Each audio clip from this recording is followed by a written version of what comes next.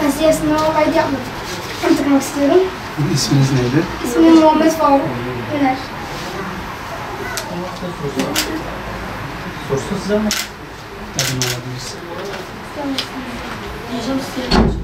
Maraş mı?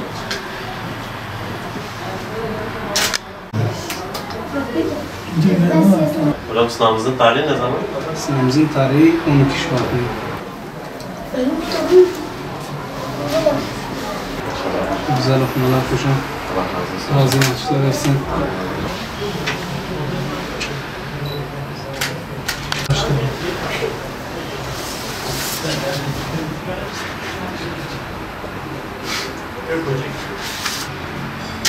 Hiç vatandaşa böyle değilsin. Uşağım. Hemen bitirelim. Birer size çekim al. Bu sene 7 Ekim itibariyle biz siyer sınavı yarışmasının kayıtlarına başladık. Bu süre içerisinde 70 tane okulu dolaştık. Neler yapıyoruz? Okullara biz broşürler dağıtıyoruz. Afişler bırakıyoruz.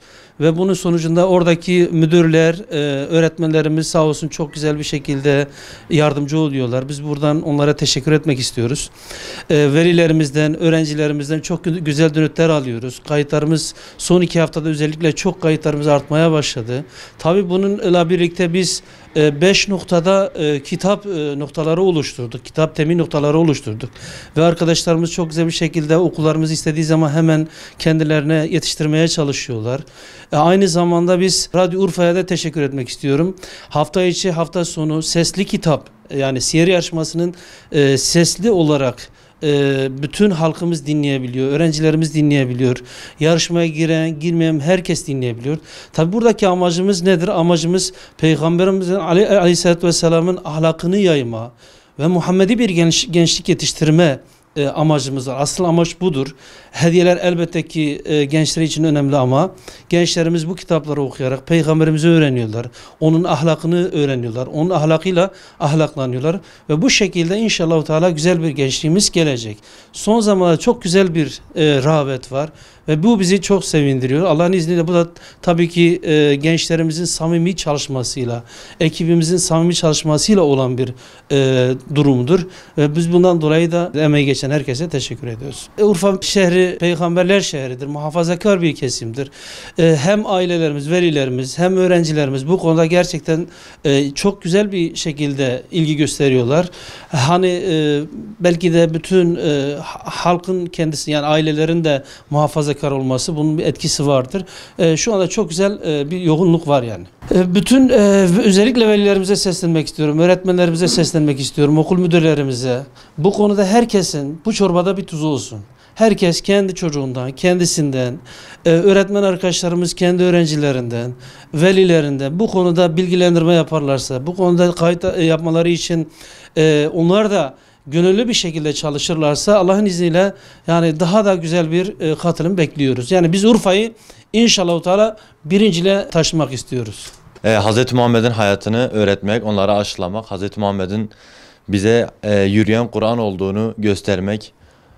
Bunun için siyer sınavına girmeliyiz. Böyle sınavları hiçbir zaman kaçırmamamız lazım. Ben 5. sınıftan beri bu yarışmaya katılıyorum. Kazandığım ödüller de oldu tabii ki de, bisiklet olsun, tablet olsun. Herkese de tavsiye ederim. Gerçekten hem ödül kazanıp hem de Hz. Muhammed'in hayatını öğrenmek çok güzel bir duygu. İnsana güzel bir şey veriyor, moral veriyor. Bir maneviyatı da var tabii ki. Kaybedeni olmayan bir sınav zaten. Kim girerse girsin kaybedeni olmayan bir sınav olduğu için insanlarımız rahatlıkla girebilir. Hz. Muhammed'in hayatında bizim hayatımıza eklememiz gereken bir sürü şey var.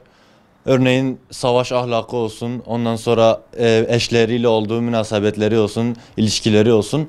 Bunları Hz. Muhammed'den öğrenip hayatımıza nakşetmemiz lazım ki günlük hayatımızda huzur bulabilelim.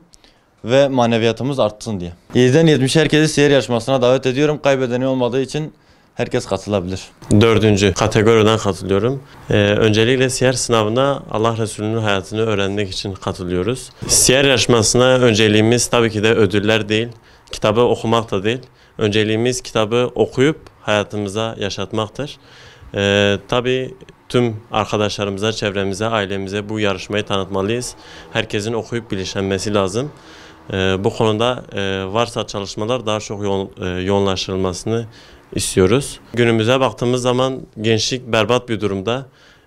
Siyer, Hazreti Peygamber'in hayatını öğrenerek biraz daha düzelmiş olabilir. Düzeltebiliriz bunu. Allah Resulü'nün hayatını öğrenerek daha çok sağlıklı bir yaşama kavuşabiliriz. Bir de ben Peygamber Sevdalıları Derneği'ne de çok teşekkür ediyorum. Yıllarca bu yarışmayı düzenliyorlar ve bu şekilde birçok neslin yetişmesine de öncelik ediyorlar. Allah onlardan razı olsun. Tabii ki öncelik hediyemiz Allah'tan beklemektir. Allah'ın rızasını kazanmaktır.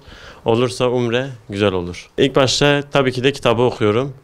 Olursa onunla ilgili YouTube'da siyer dersleri şeyleri var zaten. YouTube kanallarında videolar da izliyorum.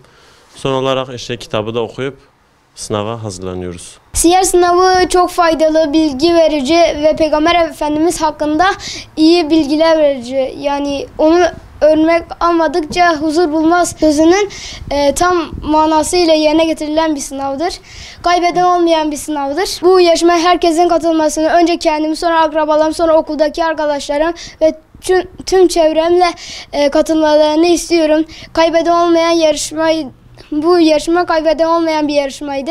Hedefim bilgisayar olmak, birinci olmak. Sadece hedefim ödül kazanmak değil, Peygamber Efendimiz'in hayatını öğrenmek, Allah katında büyük bir değere sahip olmaktır.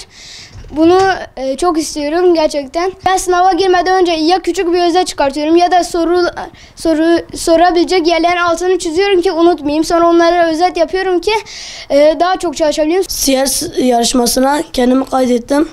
Ve siyer yarışmasında bütün çocukları bekliyorum. Evde bir iki sayfa olsa da yine de okuyorum. Önemli olan yerlerin altını çizersen aklımda kalır. Ben de tutarsın orayı. Tüm kardeşlerimi siyer yarışmasına kaydolmaya davet ediyorum.